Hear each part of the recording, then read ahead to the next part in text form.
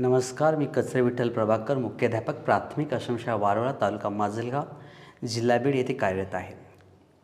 माझ्या शाळेमध्ये आतापर्यंत पारंपरिक शिक्षण पद्धतीनं काम चालू होतं. ही शाळा ई-लर्निंग केली, डिजिटल केली.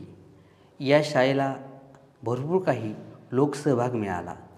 या शाळेतील प्रत्येक शिक्षक हा वर्गावर जाऊन खूप मेहनतीने या शाळेमध्ये शिकवत होता आणि शिकवत असताना एवढं कष्ट घेऊनही या शिक्षकांना जे अपेक्षित जे परिणाम आहेत हे परिणाम मिळत नव्हते. शाळेतील 100% मुलं ही गुरुजींनी एवढं शिकूनही शिकताना दिसत नव्हती आणि शिकतही नव्हती.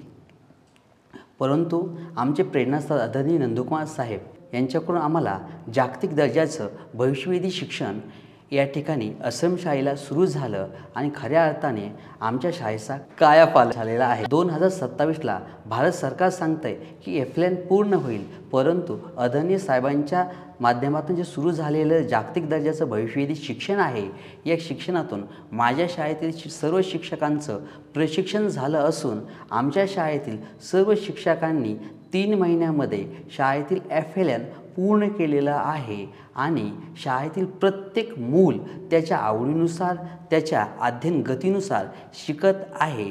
आता स्वतः शिकत असून प्रत्येक विद्यार्थ्याची शिकण्याची गती ही आता वाढत चालली आहे.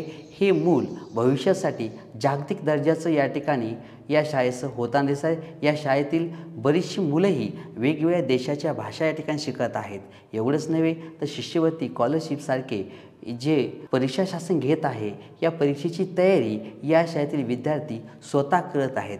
एवढंच नव्हे तर या शाळेतील शिक्षकांचे जे हार्डवर्क आहे ते आता कमी झालं आहे. प्रत्येक शिक्षक आता हार्डवर्क करत नाही, तो आता स्मार्ट वर्क करत आहे आणि स्मार्ट वर्क करत असताना शिक्षकाचे काम हे निमपट झालेलं आहे आणि मिळणारे परिणाम त्यांना हे दुप्पट मिळत आहेत आणि या ठिकाणी आनंद हा तिप्पट होताना या ठिकाणी दिसत आहेत.